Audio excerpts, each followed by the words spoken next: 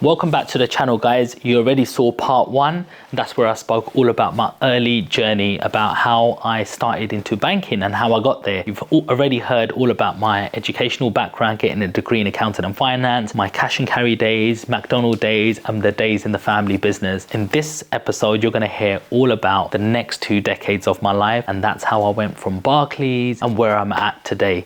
So before we get into this one, make sure you smash the like button. Make sure you share this with somebody who really needs it. And if you're someone of my family, I hope this is really good for you to see, because I've made this especially for you. And that's my family, whether it's my Instagram family, TikTok family, YouTube family, all family. Get it?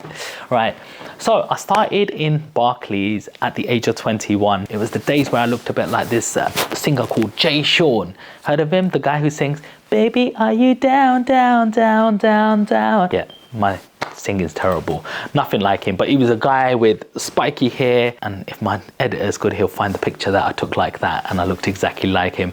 It was a great time in my career where I started in a place called Soho Square. That time of my life taught me how to mature myself up, how to walk properly, talk properly, articulate myself, and it gave me a lot of communication and interpersonal skills. Why? Because I learned how to count money and speak to clients. I learned how to spot opportunities on a screen while talking to clients. I learned how to give leads over and referrals over to other people. And why I'm telling you that is, when you're in a professional workplace, make sure you are also growing and making sure you know the next step, because people are only going to notice you if you're good. It's a cutthroat world out there, and I know more of yous are working at home, but even then you're going to be looking at yourself. What is your competition? And yes, it's true to say your competition's in the mirror, but as a guide, look at what everyone else is doing and try and beat that. You're just using it as a guide to say, hey, that's the benchmark. How do I become the best version? How do I overtake everybody else? And then how do I become better? And very quickly you'll end up getting something called a promotion. And that's exactly what I did. Barclays had an 18-month rule. They said you could not move from this role for 18 months.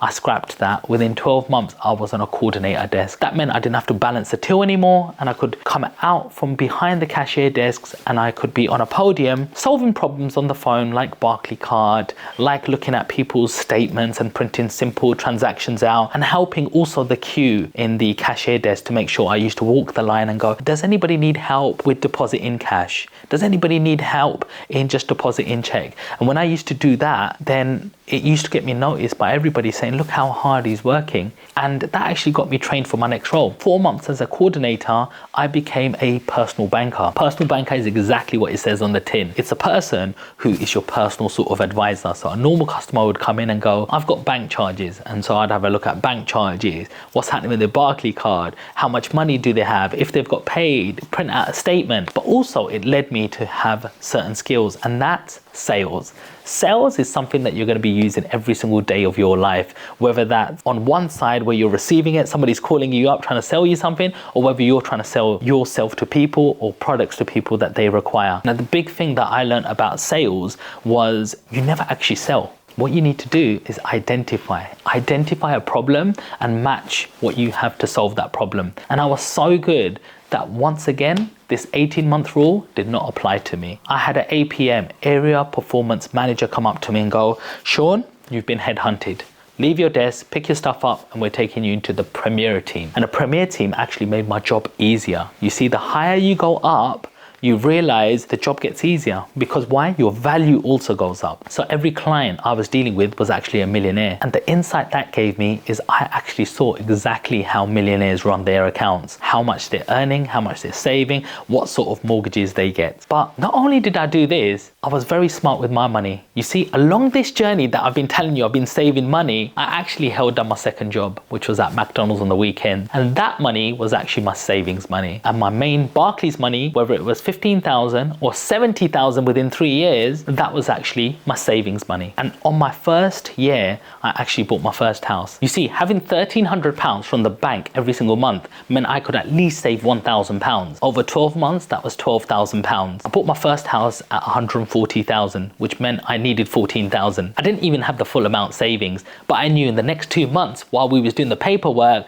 I'd save that money. I also maxed out a credit card, £5,000, to pay some legal fees and and the stamp duty was very small because it was my first house. So I really quickly realized that you need to drain the system and not spend on Costa and McDonald's and restaurants. You need to save in a pot for your future. And you're probably thinking, why? Because then you can take this money and put it into an asset, a store of wealth. That's going to be for something you can't see right now. You see, right at that point, I didn't know I was doing this for my children or my grandchildren. But fast forward 20 years, I have such a big portfolio of 10 million pounds that my kids and future kids' generations are sorted for life. And that's what we do as human beings, is making sure your family's all comfortable. Once I built 4 houses over 250,000, I became a millionaire. And at that stage, I realized that I needed to be in the shop with my dad and help him with his business. That time in my life wasn't about money. It was about just coming back to the family business